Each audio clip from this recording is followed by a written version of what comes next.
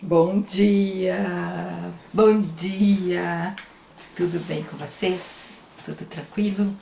Como estão? Hoje nós vamos ver o ponto de avaliação escolar da aprendizagem e o atendimento do AE, o papel do AE. Então eu começo fazendo uma pergunta para vocês.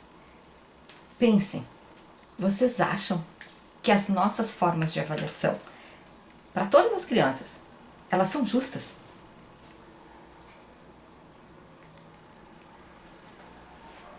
O modo como nós avaliamos os nossos alunos na escola é justo?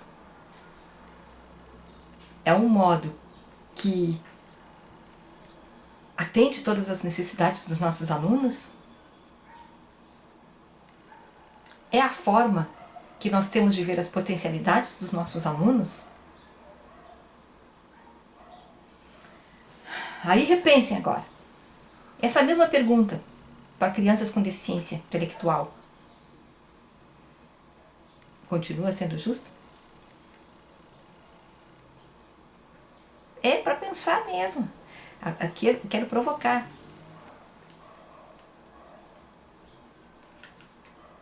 Por quê? Porque quando nós falamos em avaliação de um modo geral, é um tema controverso. É, com certeza. Para todos. Que tipo de avaliação usar? Como avaliar? A avaliação tem o papel realmente de avaliar? Eu lembro de um evento que é bastante famoso aqui, que é o Encontro do Poder Escolar. E lá nós sempre, nós tivemos um deles a apresentação do José Pacheco, professor José Pacheco, lá da Escola da Ponte. E ele também fala sobre inclusão. Olha aqui esse livrinho aqui dele, Caminhos para a Inclusão. Então ele traz experiências aqui da Escola da Ponte. E esse outro aqui, que inclusão não rima com solidão. Vou mostrar ele para vocês. Ele diz com maior a vontade, extremamente à vontade. Gente, avaliação, prova não avalia nada. E a plateia fica meio chocada na hora, né? E até que ponto? Essa avaliação, ela realmente avalia. O que o aluno sabe?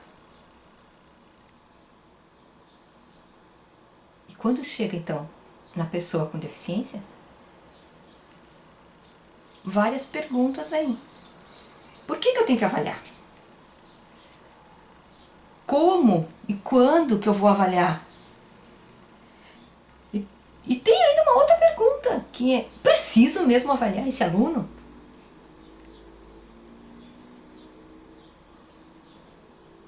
Porque nós estamos ainda muito atrelados à questão da deficiência como, deu, basta estar na escola para socializar, não preciso avaliar esse aluno. Que ainda tem professores que se pegam muito na questão do currículo funcional, sem se preocupar com as aprendizagens acadêmicas que tem que acontecer. Se dê em conta que tem alunos que chegam no ensino médio e não estão alfabetizados. E aí fazendo um jogo assim com a questão da inclusão não rima com solidão, eu vou dizer que inclusão não rima sem aprendizagem. Nós precisamos que tenha também aprendizagens acadêmicas. E para isso nós precisamos nos organizar, enquanto professor da sala de recursos, do AEE, e professor da sala regular. E o papel do AEE é fazer essa comunicação, de buscar as formas de aprendizagem desse aluno. E aí pensar numa avaliação adequada para esse aluno. Também não vamos generalizar dizendo que a avaliação não serve. Para um bom processo de aprendizagem nós precisamos avaliar. A questão é como. Se você leu no curso de pedagogia ou outro curso que você fez, a obra da Jussara Hoffmann, que trabalha com avaliação, especialmente avaliação para promover, Você viu que a avaliação é um processo. Não é eu dar uma folhinha, o aluno responder tudo e vir. É. Só o produto. Pensem, nós já tivemos em alguns momentos um branco numa prova e tínhamos estudado. Por quê? Porque essa avaliação ela está cheia de fatores externos que influenciam nesse nosso desempenho.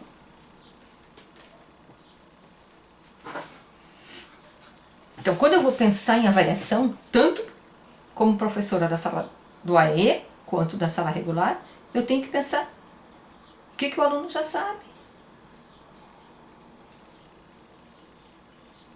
Então, nós vimos no tópico anterior a importância do aluno, a importância do professor conhecer o aluno, para saber o que ele já sabe, esse panorama diagnóstico dos conhecimentos que ele já tem. E aí quando eu digo diagnóstico, eu não estou dizendo o diagnóstico aquele que nos acorrenta, um diagnóstico sobre a deficiência do aluno.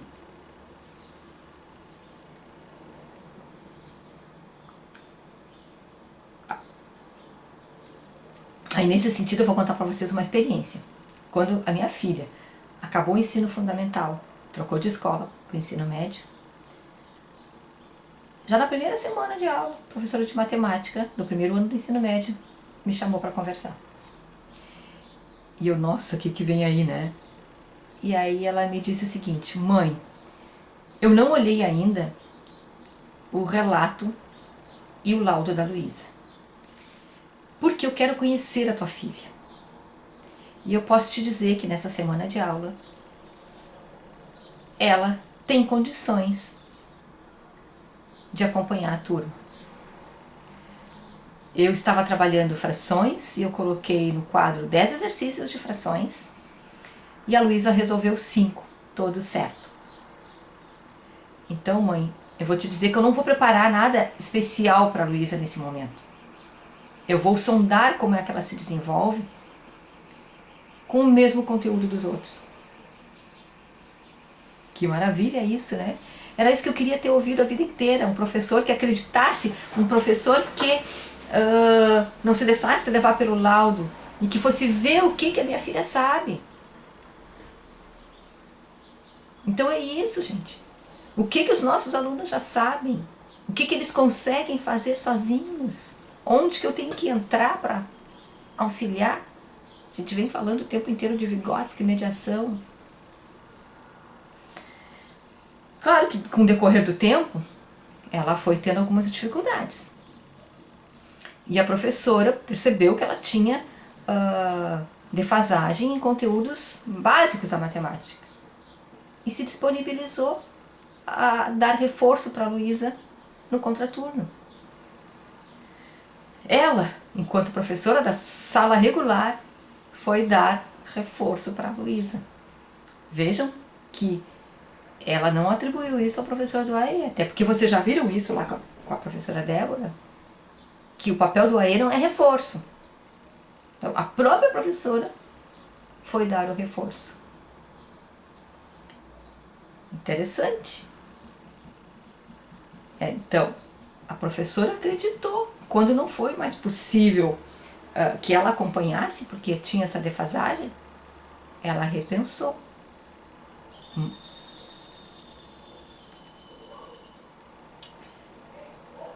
Outra coisa que nós temos que considerar é o que ele já consegue fazer sozinho.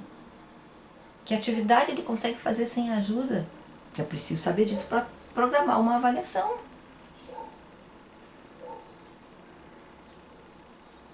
E eu preciso saber também como e em que ele precisa dessa ajuda. Nem sempre ele precisa. Naquele momento das frações, a Luísa não precisou receber auxílio. Mas depois precisou.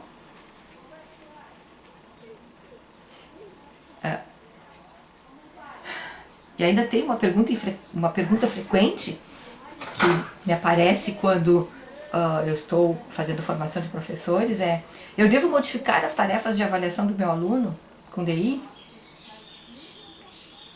Então, muitas vezes o professor acredita que só enfeitar aquela avaliação vai ajudar o aluno, vou botar uma figurinha.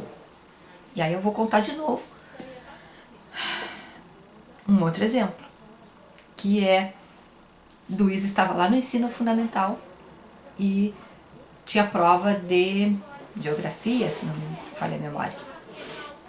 E aí, a prova, estudamos, né? E um dos tópicos eram as 5 regiões.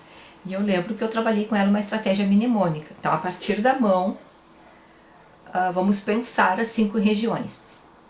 E ela me olhou e falou assim, que isso, mãe? Então, vamos olhar o mapa, e nós com o mapa na mão. Qual é a maior região? Né? Qual é a região que está no meio, no centro? Centro-Oeste. Então, a região do Centro-Oeste vai ser o dedo do meio. Aí vamos descer no mapa e olhar. Agora a região Sudeste e a região Sul. Subindo no mapa, nós vamos ter a maior região Norte e Nordeste. Então ficaria assim: Centro-Oeste, Sudeste, Sul, Norte e Nordeste. E ela sabia. Bom, quando chegou na prova, quando voltou a prova, ela errou. E eu fiquei... Ela trouxe a prova. Sabe o que a professora tinha colocado? Na maior das boas vontades, pessoal. Um caça-palavra para que ela descobrisse as 5 regiões. Tinha que circular. E ela não conseguiu. Ela só conseguiu pegar aquela primeira que sempre aparece, né? Aquela palavra que está mais destacada. Então vamos pensar nisso. Eu fui conversar com a professora. Professora, como foi a pergunta que você fez para os outros? Ah, eu coloquei cita as 5 regiões. Então, pois é, nessa a professora teria acertado. A Luísa teria acertado, professora. Ah, mas eu pensei, pois é. Só que quando nós vamos pensar numa questão, nós temos que nos dar conta de que o modo como nós estamos apresentando pode exigir habilidades diferentes. E o que um caça-palavra exige? Uma habilidade visual muito boa para a localização. E Luísa não tem essa visão. Se atrapalha, embaralha, usa grau alto, uma letra pequenininha. Não rolou, como se diz, né? Então a professora disse, inclusive, que ia colocar, ia fazer de novo com a forma cita. Então, o cuidado que nós temos que ter para que nós atinjamos o resultado que nós queremos, o objetivo. Então, uma pergunta que fosse curta, breve, e aí muitas vezes aquelas perguntas que nós tínhamos no nosso tempo, o que é isso, o que é aquilo, seria o mais adequado para o nosso aluno com deficiência. Por quê? Porque hoje, muitas vezes na avaliação, a pergunta está maior do que a resposta. E o nosso aluno tem problema de memória. Como que ele retém toda aquela questão para poder responder? Então, precisamos pensar nisso. Outro exemplo, se a prova de matemática é um problema de soma, por exemplo, e o aluno erra, e isso não só com o aluno com deficiência, ele não erra porque ele não tem o conhecimento matemático para fazer 12 laranjas mais 5 laranjas. Não. Ele erra porque ele não conseguiu interpretar. E isso acontece com o nosso aluno com deficiência intelectual. Porque nós sabemos que a deficiência intelectual tem influência na interpretação. Então, como eu vou fazer então? Não vou botar? Pode botar, mas aí entra a tua atuação como mediador. Se tu quer o resultado da soma, tu vai mediar a interpretação disso.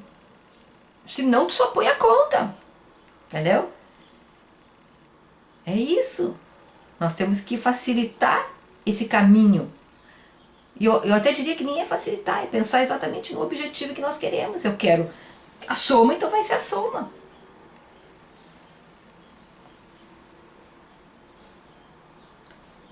E eu preciso pensar o que atrapalha esse meu aluno. O que atrapalhou o desempenho do aluno naquela avaliação. Então, a avaliação não é só fazer e deu, guardei. A avaliação é permanente, ela é processual. Eu preciso me adaptar a isso.